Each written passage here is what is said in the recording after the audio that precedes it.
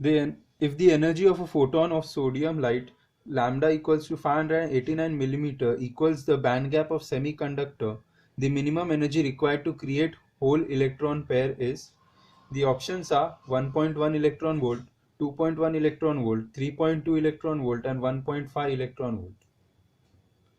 So in order to solve this sum, the energy required to jump the gap can be given as h c by lambda. So where h is nothing but the Planck's constant, c is the velocity of light and lambda is the wavelength.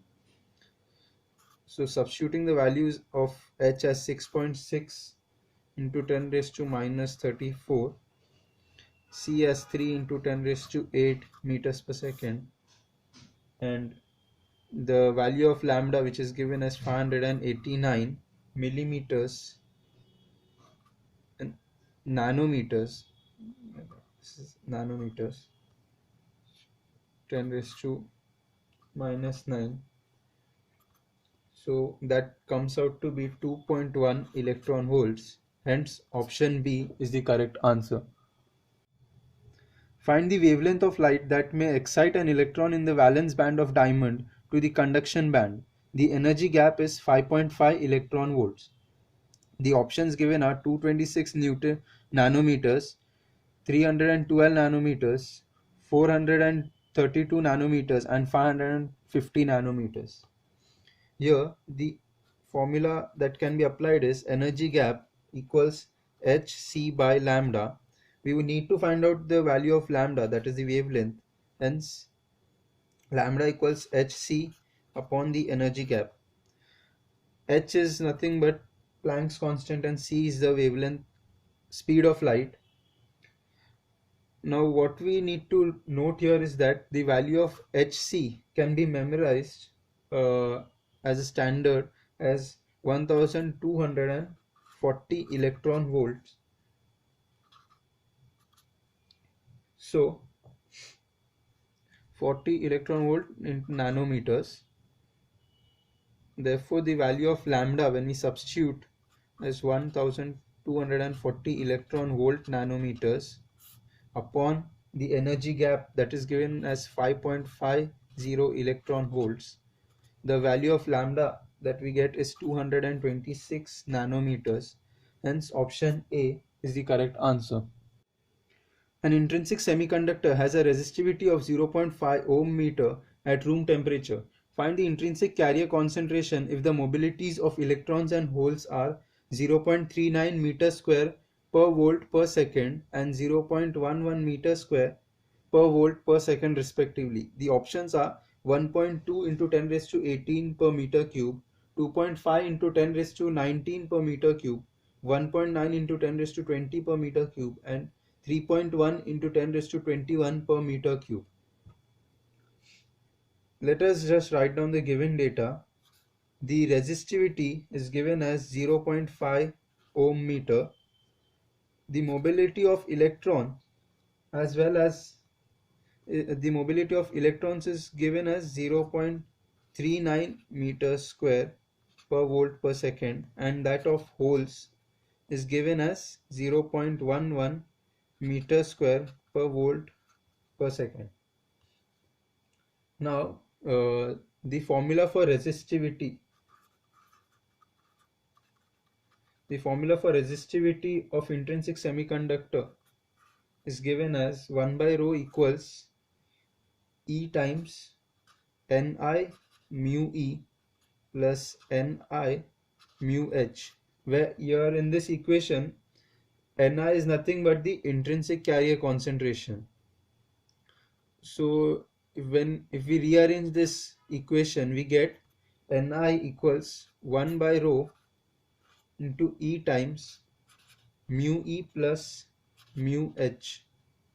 Substituting the values of mu E, mu H, rho and E, we get the value of Ni as 1 by 0.5 into the charge of electron, that is 1.6 into 10 raised to minus 19,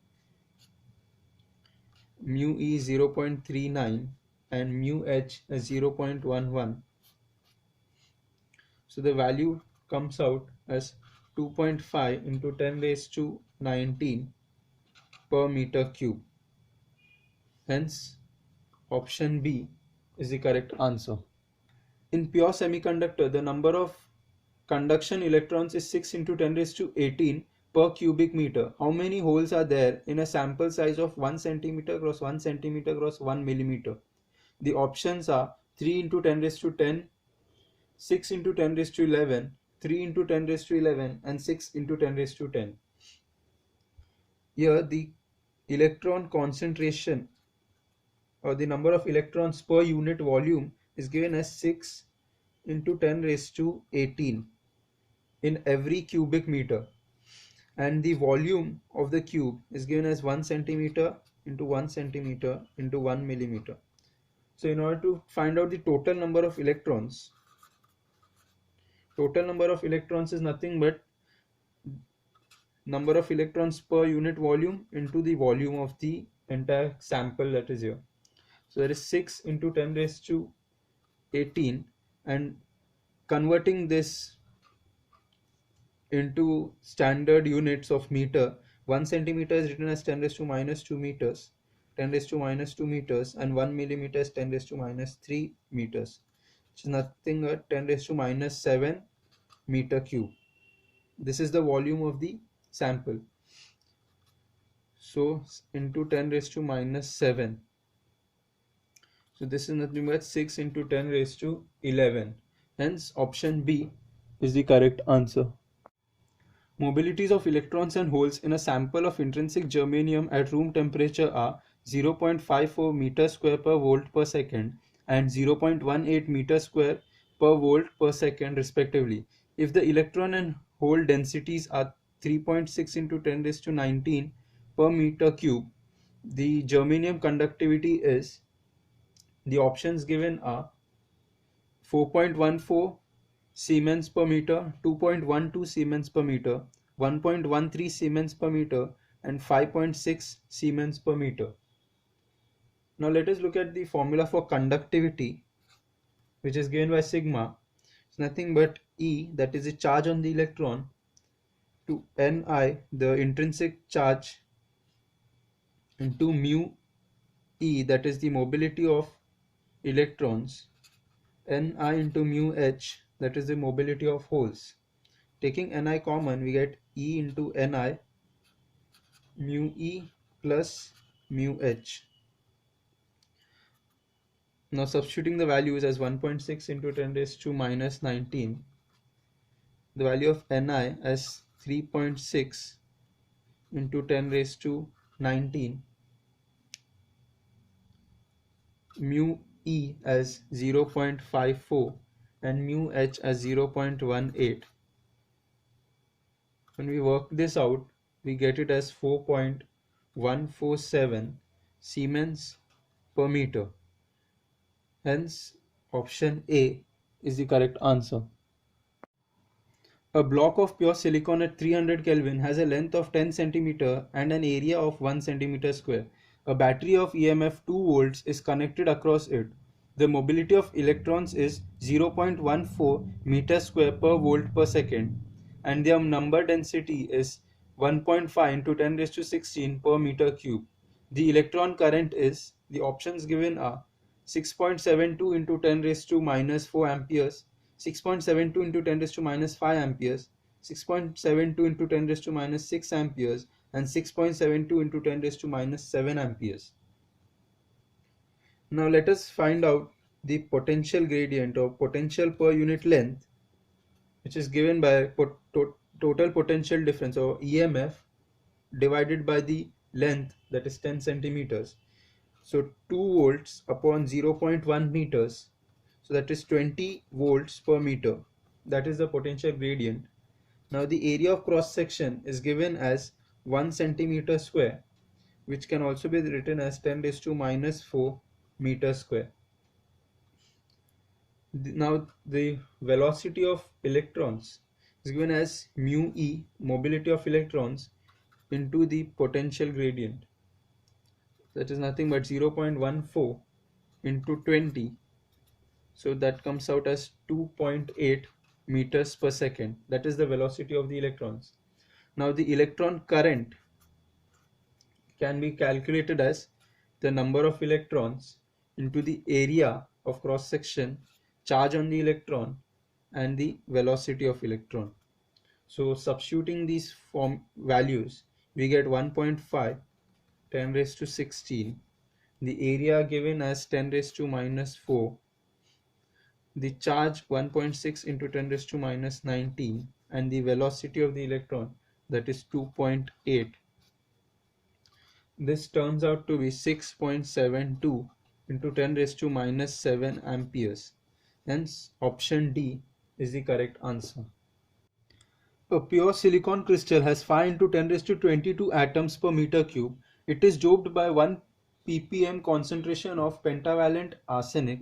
The number of holes is the relation of intrinsic is given as Ni square is equals to Np into Ne.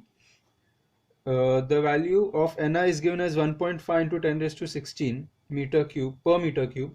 The options are 4.5 into 10 raised to 9 per meter cube, 4.5 into 10 raised to 6 per meter cube, 2.5 into 10 raised to 9 per meter cube, and 2.5 into 10 raised to 6 per meter cube.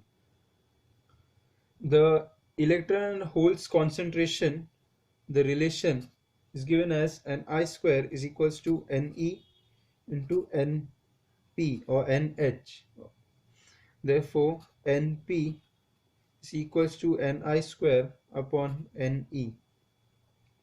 Now, the value of Ni is given as 1.5 into 10 raised to 16, and the value of Ne is nothing but 5 into 10 raised to 22. Now, the number of electrons is the same as the number of atoms, since there is only one valence electron in the silicon atom. So therefore the number of electrons is equal to the number of atoms. So substituting the value for Np, we get it as 1.5 into 10 raised to 16 squared upon Ne is 5 into 10 raised to 22. So on solving this, we get 2.25 into 10 raised to 32 upon 5 into 10 raised to 22. That is nothing but 4.5 into 10 raised to 9 per meter cube. Hence option A is the correct answer. A potential barrier of 0.3 volts exists across a PN junction. If the depletion region is 1 micrometer wide, what is the intensity of electric field in this region? The options given are 2 into 10 raised to 5 volt per meter, 3 into 10 raised to 5 volts per meter, 4 into 10 raised to 5 volts per meter, and 5 into 10 raised to 5 volts per meter. The formula for electric field E is given as potential difference upon the length or the distance of the depletion region. So simply substituting the values as 0.3 volts and 1 into 10 raised to minus 6 micrometers into meters, we get it as 3 into 10 raised to 5 volts per meter. Hence option B is the correct answer. The equivalent resistance of the circuit shown in the figure between the points A and B, if VA is less than VB, is, the options given are 10 ohms, 20 ohms, 5 ohms and 40 ohms. Now when VA is less than VB, so this is at a higher potential and this is at a lower potential, which means that current will flow in this direction. Now when current is flowing in this direction, this diode becomes reverse biased.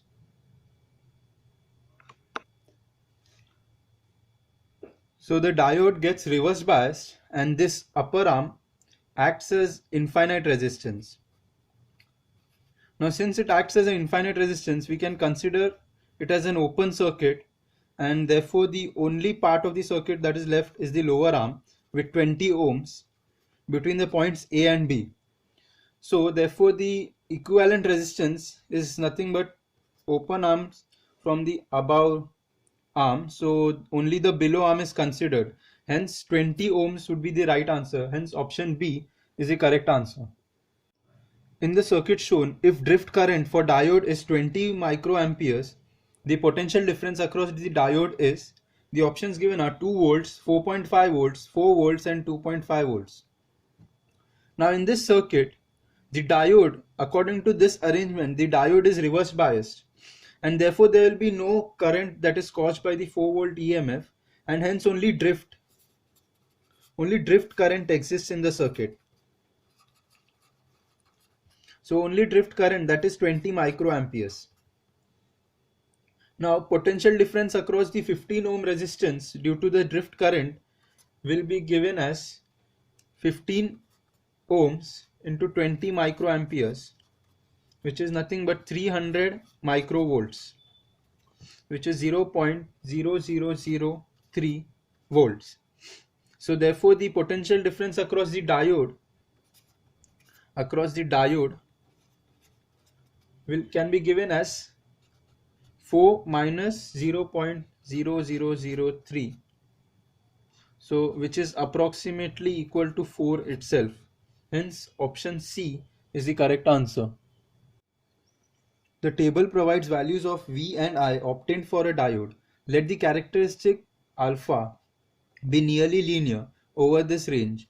The forward and reverse bias resistances of given diode are, the options given are 10 ohms, 8 into 10 raised to minus 6 ohms, 20 ohms, 4 into 10 raised to minus 5, 4 into 10 raised to 5 ohms, 20 ohms, 8 into 10 raised to 6 ohms, 10 ohms and 10 ohms. So this is the table that is given. Now in order to find out the resistance, say in the forward, when it is forward biased, we need to find out delta V by delta I. So delta V in the forward bias is 2.4 volts minus 2 volts.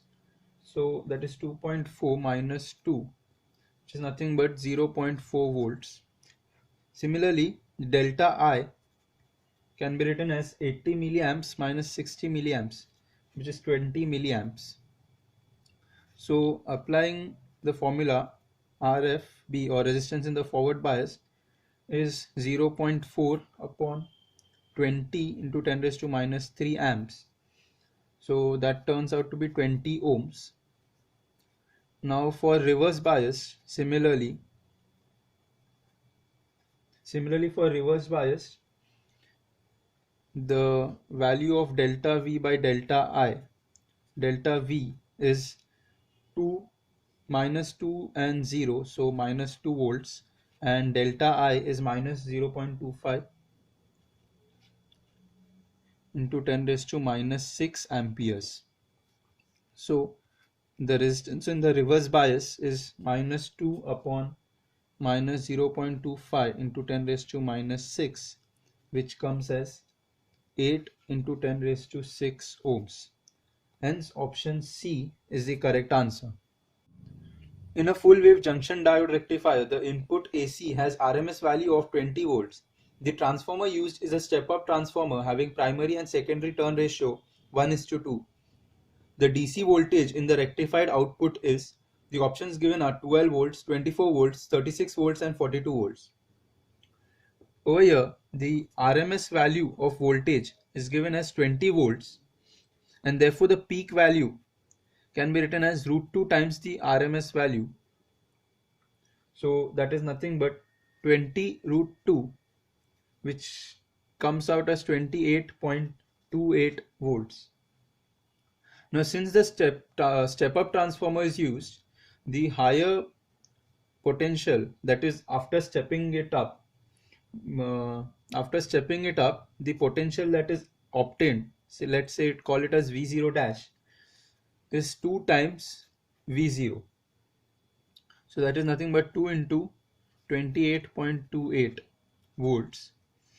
Now this potential is applied to the rectifier, and therefore DC voltage that we get would be nothing but V0 dash upon pi by 2, which can also be written as V0 2 times V naught dash upon pi. That is 2 into V naught dash is nothing but 2 into 28.28 upon pi. This pi can be written as 22 by 7. Now cancelling this, we get 36 volts. Hence option C is the correct answer. A xenodiode is specified as having a breakdown voltage of 9.1 volts with a maximum power dissipation of 364 milliwatts. What is the maximum current the diode can handle? Now in order to solve this sum, there's a direct formula, that is the maximum current that can flow through a xenodiode is the power dissipation capacity upon the breakdown voltage. So in this sum, substituting the values is, that is 364 into 10 raised to minus 3. The milliwatt is written as watts and the breakdown voltage of 9.1. So this comes out as 40 milliamps. Hence option A is the correct answer. A PN photodiode is made of a material with a band gap of 2 electron volts. The minimum frequency of the radiation that can be absorbed by the material is, the value of Hc is given as 1240 electron volt nanometers. The options given are 1 into 10 raised to 14 Hz, 20 into 10 raised to 14 Hz, 10 into 10 raised to 14 Hz and 5 into 10 raised to 14 Hz. Now the band gap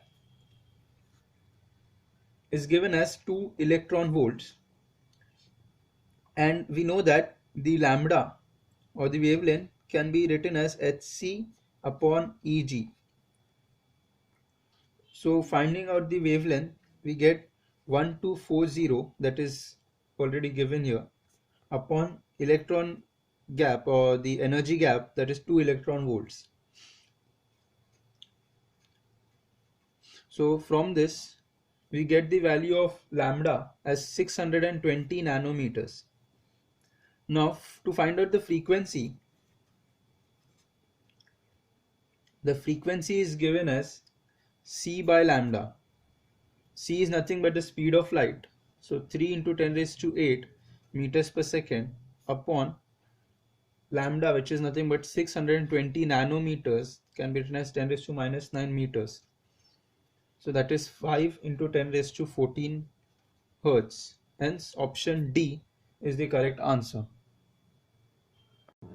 In the circuit given, the current through the xenodiode is, the options given are 10 milliampere, 6.67 milliampere, 5 milliamperes and 3.33 milliamperes.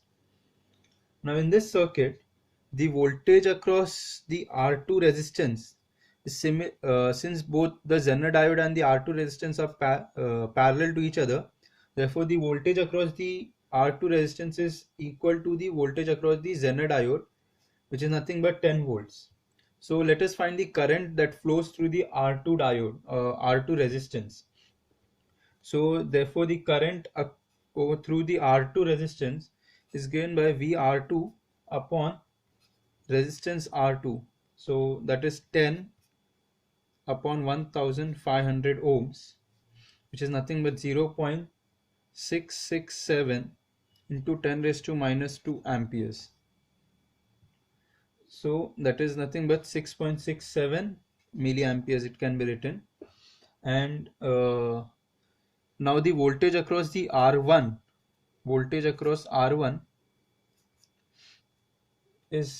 can be given as 15 minus the voltage across R2.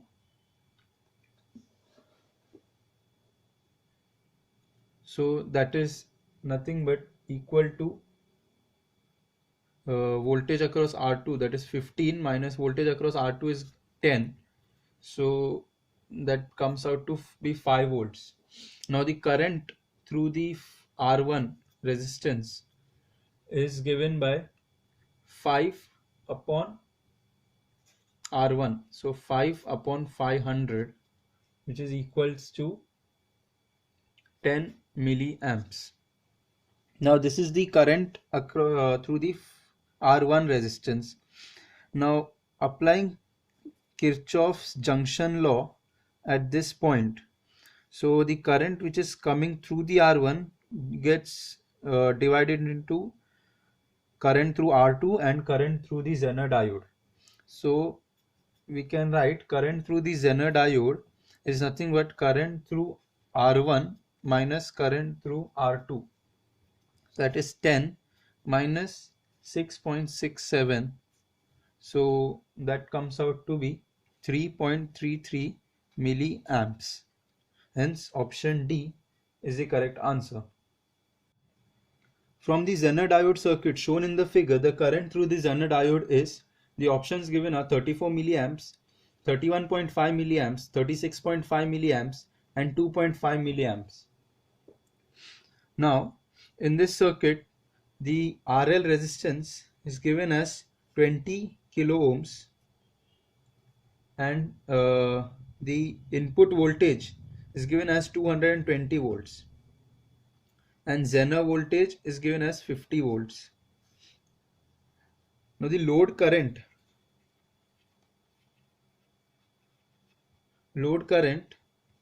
IL, let it be IL, is nothing but Vz or Zener voltage upon the load resistance RL. So that comes out to be 50 upon 20 into 10 raised to 3. The kilo ohms is converted into ohms and this is 2.5 into 10 raised to minus 3 amps. Now current through the resistance R, through this resistance R. Now this is positive and negative, and the current flowing or the voltage across the Zener diode, since both these are in the opposing direction, therefore current through R is given as 220 minus 50 volts across the Zener diode upon the resistance, that is 5 into 10 raised to 3 ohms. So this comes out as 34 into 10 raised to minus 3 amperes. Now therefore finally the Zener current IZ is given as I minus IL, that is 34 into 10 raised to minus 3 minus 2.5 into 10 raised to minus 3. So that is 31.5 into 10 raised to minus 3 amps. That is 31.5 milliamps. Hence option B is the correct answer. In PNP transistor circuit, the collector current is 10 milliamperes. If 90% of the holes reach the collector, the emitter and base currents respectively are, the options given are 10 milliamperes 1 milliampere, 22 milliamperes 11 milliampere, 11 milliamperes 1 milliampere, 20 milliamperes and 10 milliamperes. Now here the collector current is 10 milliamperes and 90% of the holes reach the collector. 90% of the holes reach the collector. Therefore, collector current is nothing but 90% of the emitter current, which can be written 90% of the emitter current. So emitter current can be written as 100 by 90 of IC. So 100 by 90 of IC, that is given as 10 milliamperes. So that is 1000 upon 90 is equals to 11 milliamps. Now this is the emitter current, and for the base current is nothing but the difference between the emitter and the collector current. So base current IB can be given as IE minus IC, that is 11 minus 10, that is 1 milliamperes. Hence option C is the correct answer. A transistor connected in common emitter mode, the voltage drop across the collector is 2 volts and beta, that is the current gain, is 50 the base current if RC is 2 kilo ohms is, the options given are 40 microamperes, 20 microamperes, 30 microamperes and 15 microamperes. Now the formula IC or collector current is given by voltage across the collector emitter upon the RC. So 2 upon 2 into 10 raised to 3, which is nothing but 10 raised to minus 3 amperes, or that can be called as 1 milliamps. Now the gain beta is given by IC upon IB, collector current by base current. So from this relation we can get base current as IC upon beta, which is nothing but 10 raised to minus 3 amperes upon beta given as 50. So that is nothing but 20 microamperes. Hence option B is the correct answer. The power gain for common base amplifier is 800 and the voltage amplification factor is 840. The collector current when the base current is 1.2 milliamperes is, the options given are 24 milliamperes, 12 milliamperes, 6 milliamperes and 3 milliamperes. Now in this question the common base amplifier is used, hence the gain denoted by alpha can be given by power gain upon voltage gain. So that is nothing but 800 upon 840, which comes out to be 20 upon 21. Now the relation between beta and alpha, as we know, is beta is equals to alpha upon 1 minus alpha. This is a standard relation.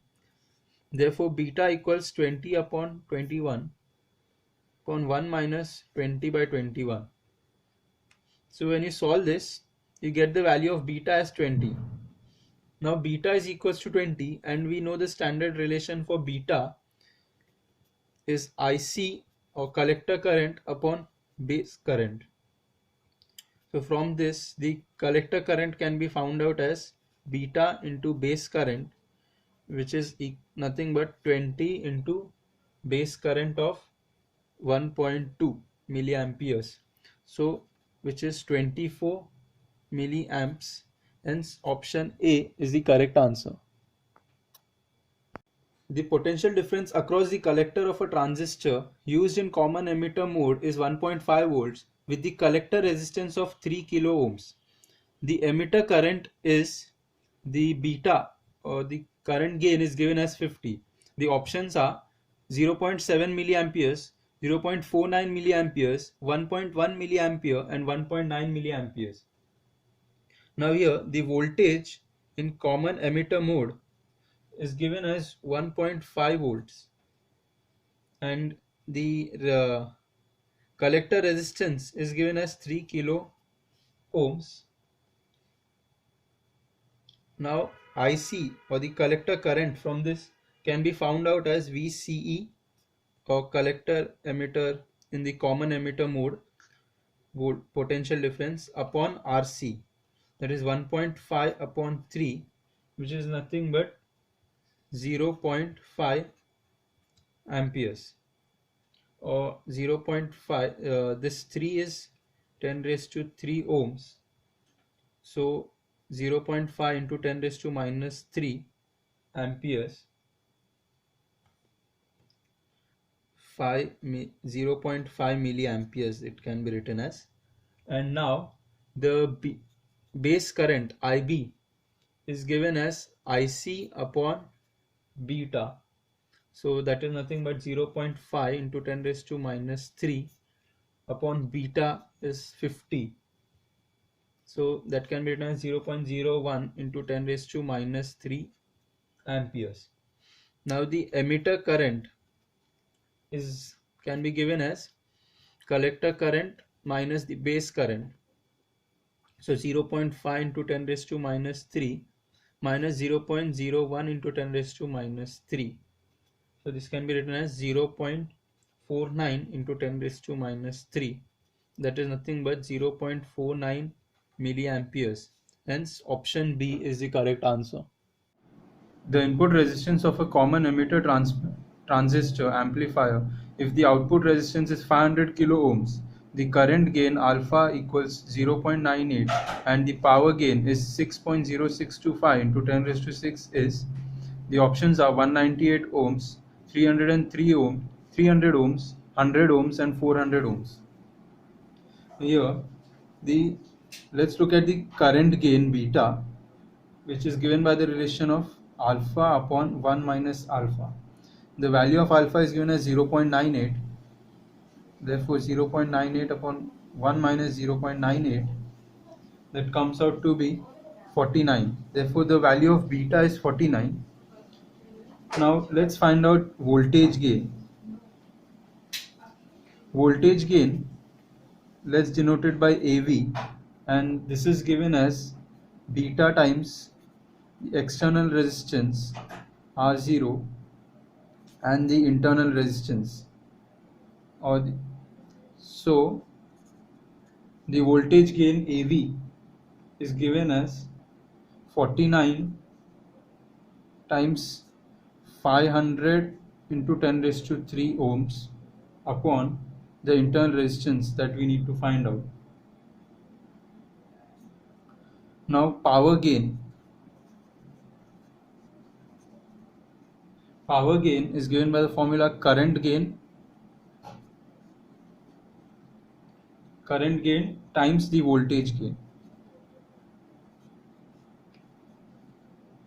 Now, substituting the values of current gain and voltage gain that we have got, power gain, which is given as 6.0625 into 10 raised to 6 equals current gain of 49 into voltage gain, that is 49 times 500 into 10 raised to 3 upon Ri.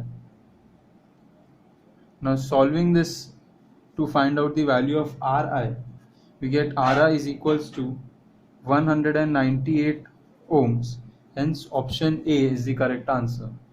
The current gain for a common emitter amplifier is 69. If the emitter current is 7 milliamps, the base current is, the options given are 0.1 milliamps, 1 milliamp, 0.2 milliamps and 2 milliamps. Now, let's look at the relation. Current gain beta is nothing but collector current divided by base current. And since there is given common emitter mode, the amplifier is in a common emitter mode. Therefore, for common emitter mode, the emitter current is equals to the collector current. Now, collector current is given as 7, the emitter current is given as 7 milliamps.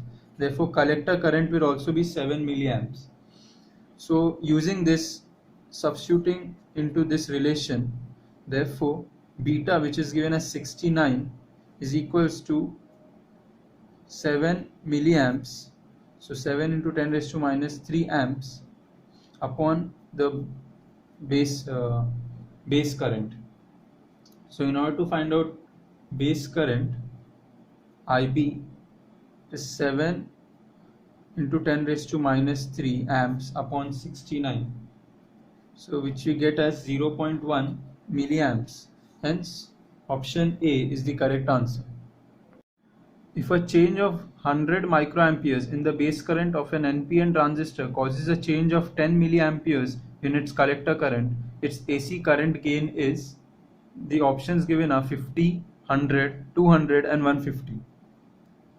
Now, the change in the base current delta IB is given as 100 microamps, and whereas the change in the collector current IC is given as 10 milliamps. So, the AC current gain given by beta for AC is nothing but change in the collector current upon change in the base current. So, substituting these values, 10 milliamps can be written as 10 into 10 raised to minus 3 amps upon 100 milliamps as 10 raised to minus 6 amps. So on solving this, we get 100. Hence, option B is the correct answer. In a common emitter-transmitter amplifier, an increase of 50 microamp in the base current causes an increase of 1 milliamp in the collector current. The change in the emitter current is, the options given are 1050 milliamps, 1050 microamps, 5025 milliamps and 5025 microamps. Now we know that the emitter current is nothing but the sum of the base current and the collector current. And now, since there is change given, therefore change in the emitter current would be equal to change in the base current plus change in the collector current. Now the values of changes in the in the base and the collector current are given as 50 into 10 raised to minus 6, the 50 microamps as 50 into 10 raised to minus 6 amperes, and the collector current is 1 milliamperes, that is 1 into 10 raised to minus 3 amperes. So 50 into 10 raised to minus 6 plus, this can be written as 1000 into 10 raised to minus 6 amperes. That is nothing but 1050 into 10 raised to minus 6 amperes, or 1050 microamperes. Hence, option B is the correct answer. In the circuit shown here, the transistor used has a current gain beta equals 100. What should be the base resistor RB so that VCE is equals to 5 volts? Neglect VBE. The options given are 200 into 10 raised to 3 ohms, 10 raised to 6 ohms, 500 ohms and 2 into 10 raised to 3 ohms. Now let us just name these points as A, D, G and F. Now let's consider the loop A, D, C, B, E, F, A. So in the loop A, D, C, E, F, A, in this loop let us apply KVL. So applying KVL, we get 10 minus 10 raised to 3, that is 1 kilo ohms. Let's just assume the current that is flowing through this branch as IC and current flowing through this branch as IB. So therefore 1 kilo ohms written as 10 raised to 3 times IC minus VCE, that is 5 volts, is equals to 0. Therefore 5 is equals to IC into 10 raised to 3. Therefore the value of IC, we get it as 5 into 10 raised to minus 3 amperes. Now let us again apply KVL to the loop A, G, B, E, F, A, this outer loop. Now in this loop, let's just look at the components.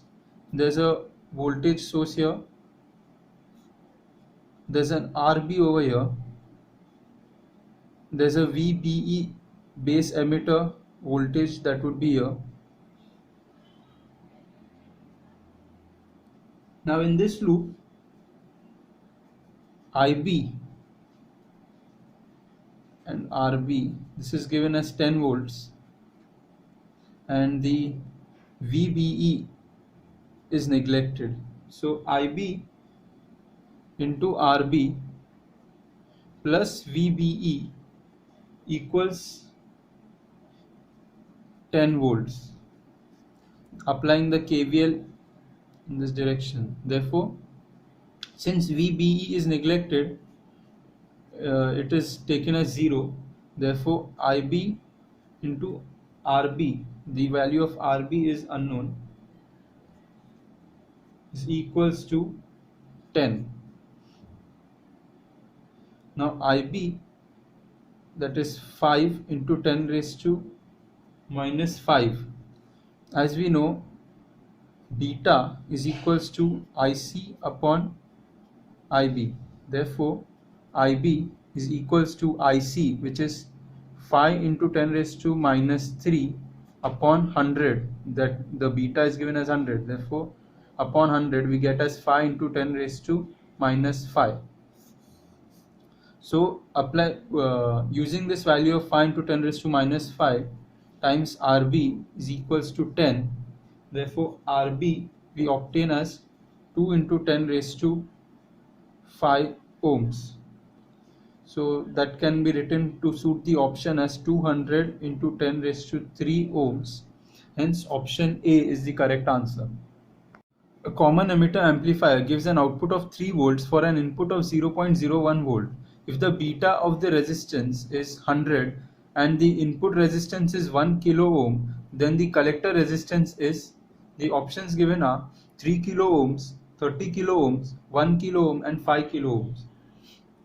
Over here, the collector resistance is nothing but the output resistance, and the voltage gain AV is given as output voltage upon input voltage, which can also be given by the relation current gain beta times output resistance upon input resistance. Now here our output resistance is nothing but the collector resistance. Therefore, using these two relations, we can write output resistance or our collector resistance as V naught or V output upon R into R input upon V input voltage times the current gain. So substituting these values, we get 3 volts into 10 raised to 3 ohms or 1 kilo ohm upon input voltage, that is 0.01 volts into beta given as 100. So this comes out as 3 kilo ohms. Hence option A is the correct answer. For a common emitter transistor amplifier, the audio signal voltage across the collector resistance of 2 kilo ohms is 2 volts. Suppose the current amplification factor of the transistor is 100. The base current, if the base resistance is 1 kilo ohm, is, the options given are 10 microamperes, 20 microamperes, 5 microamperes and 2 microamperes. Now, the collector resistance is given as 2 kilo ohms, and whereas the base resistance is given as 1 kilo ohm. However, in order to solve this sum, we don't really require this information. The current gain beta is given as 100 and the output voltage is given as 2 volts, or the collector voltage is given as 2 volts. Now, current gain is nothing but collector current upon base current.